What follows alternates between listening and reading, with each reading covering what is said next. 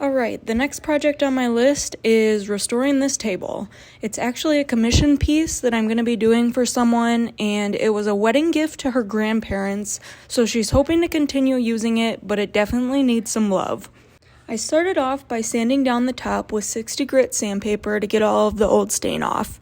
It actually came off pretty easily, and that was the end of this project going well for me. I sanded down the inside just to clean it up a little bit, and then I started working on the base. I was trying to do as much as I could with my random orbital sander, but it wasn't going that well because there's just a lot of detail. So I decided to try to use citrus strip to get some of the finish off and cut down on how much I had to sand. Now I have used citrus strip exactly once before and it went horribly, so I don't know why I expected it to go any better this time.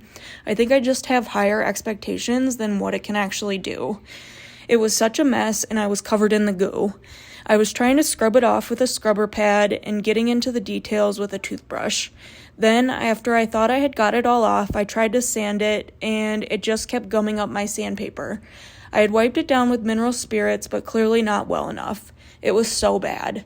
After changing out my sanding pads like 10 times, I decided to try to find something to get all of the goo off, and I found this afterwash. I had to scrub the shit out of this table to get all of the residue off. I truly think it would have taken me less time to just sand the details in full base by hand. After hours of wiping the table down, I was finally able to use my sander again and went in to try to finish up the base. I used a Dremel to get into the details on the feet.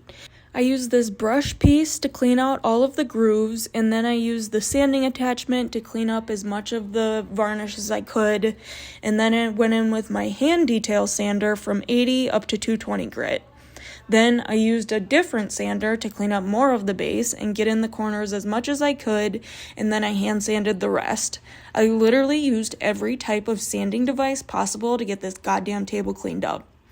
There was a small crack in the top of the table that I used wood glue to repair and then sanded the top to fill it in with sawdust. I took the grit up to 220 on the top of the table and then wiped it down with a tack cloth. I did a test spot to send to the person I was doing this for to confirm she liked the color. She had asked for it to be similar to the previous color, and the camera isn't really picking up how nice this looked. Kathy, the table owner, loved it, and I was able to go ahead and finish the rest of the table. I added a couple coats of the matte top coat to the entire table, and then it was ready to go back to her house. The stain really turned out beautiful, and I would say that I would never do this again, but I already got another table to refinish, and Kathy sent me home with some other things she'd like me to do, so more projects to come.